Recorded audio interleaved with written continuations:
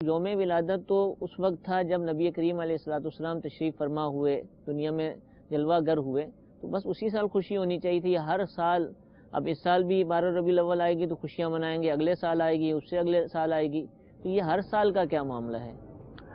دیکھیں، عقل و نقل کے خلاف ہے. اچھا. یعنی اگر آپ نقلی دلائل یعنی جو قرآن و حدیث میں موجود ہیں ان کو دیکھیں گے اور عقل کے اعتبار سے بھی دیکھیں گے تو دونوں اعتبار سے یہ اعتراض بالکل بیجا اور غلط ہے. کہ اول تو ہم آتے ہیں حدیث کے اعتبار سے. مسلم شریف کی مشہور حدیث مبارکہ، نبی کریم صلی اللہ علیہ وسلم ہر پیر کو روزہ رکھتے تھے. سوال کیا گیا کہ آپ ہر پیر کو روزہ کیوں رکھتے ہیں؟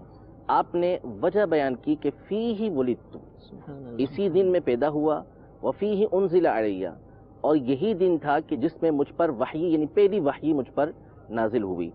نبی کریم صلی اللہ علیہ وسلم نے گویا کہ اس اعتراض کا خود ہی جواب ارشاد فرما دیا کہ بھئی پیدائش تو پہلے پیر کو ہوئی تھی، ایک ہی دفعہ، اب ہر پیر کے دن کیوں روزہ رکھا جا رہا ہے؟ ہر پیر کے دن روزہ رکھ کے اس دن کو منایا جا رہا ہے. پہلی وحی تو پیر کے دن نازل ہو گئی تو وہ خوشی کا دن تھا. اب ہر پیر کو اسی انداز میں روزہ رکھنا، یہ کہاں کی خوشی کا انداز ہوا؟ تو نبی کریم صلی اللہ تعالیٰ علیہ وسلم نے خود ہی ارشاد فرما دیا کہ جب وہ اس دن خوشی مل گئی تو گویا کہ وہ دن جب بھی آئے گا وہ خوشی والا دن ہے.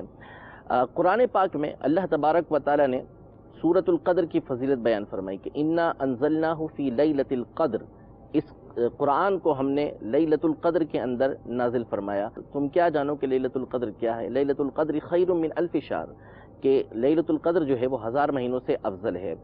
اب قرآن کا جو نزول ہوا لیلۃ القدر میں کب ہوا؟ وہ تو ایک ہی مرتبہ ہوا. صحیح، ایک ہی مرتبہ قرآن نازل ہوا، یا قرآن کے نزول کی ابتدا ہوئی، یا دیگر اقوال کے مطابق لوح محفوظ سے پہلے آسمان پر قرآن پاک نازل کیا گیا، وہ تو ایک ہی مرتبہ ہوا. اب ہر سال لیلۃ القدر کو یہ منایا جا رہا ہے، اس کو احادیث کی روشنی کے اندر تلاش کیا جا رہا ہے. تو خود احادیث طیبہ کے اندر موجود ہے کہ لیلۃ القدر کو آخری عشرے کی طاق راتوں کے اندر تلاش کرو. حالانکہ نزول قرآن تو ایک ہی مرتبہ ہوا تھا، لیکن اس کے باوجود ہمیں حکم یہ ہو رہا ہے کہ ہم نے ہر دفعہ ڈھونڈنی ہے اور یہ فضیلت ہم نے حاصل کرنی ہے. اسی طرح اگر دنیاوی اعتبار سے ہم دیکھیں تو جس دن میری ولادت ہوئی، آپ کی ولادت ہوئی، یا کسی اور کی ولادت ہوئی، کیا اس کی سالگرہ نہیں منائی جاتی؟ دنیاوی اعتبار سے، دینی اعتبار سے ہر کوئی مناتا ہے، اور ہم بھی اس کا فتویٰ دیتے ہیں کہ اگر وہ شریعت مطہرہ کی حدود کے اندر ہو رہا ہے، اس میں کوئی غیر شرعی کام نہیں کیا جا رہا، مرد و عورت کا اختلاط نہیں ہو رہا، میوزک نہیں بجائے جا رہے، غیر شرعی کام نہیں کیے جا رہے، سالگرہ منانا بالکل درست ہے.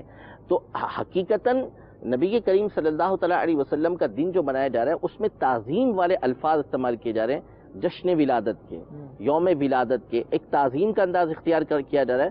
ورنہ وہی سالگرہ کا لحاظ ہے کہ حقیقتاً یہ ہوا کرتا ہے. اور یہ بالکل ظاہر ہے کہ ہم دیکھتے ہیں کہ دنیا کے اندر جو ہے وہ دنیا سے رخصت ہونے کے بعد بھی کئی لوگ ہیں کہ جن کی تاریخ ولادت پر بھی خوشی منائی جاتی ہے. تو نبی کریم صلی اللہ تعالیٰ علیہ وآلہ وسلم کی دنیا میں پیدائش یہ جس دن ہوئی وہ دن ہمارے لیے برکت والا ہوا.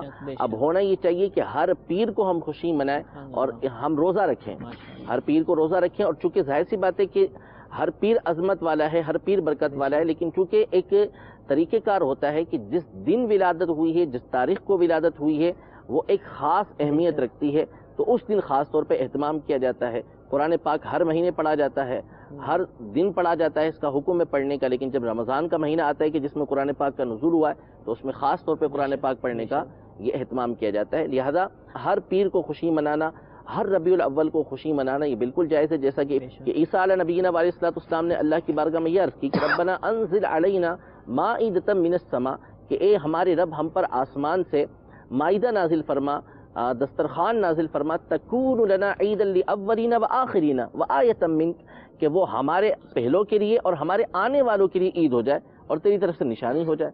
تو مائدہ کا نزول تو ایک ہی دن ہوا، اسی دن کھایا گیا.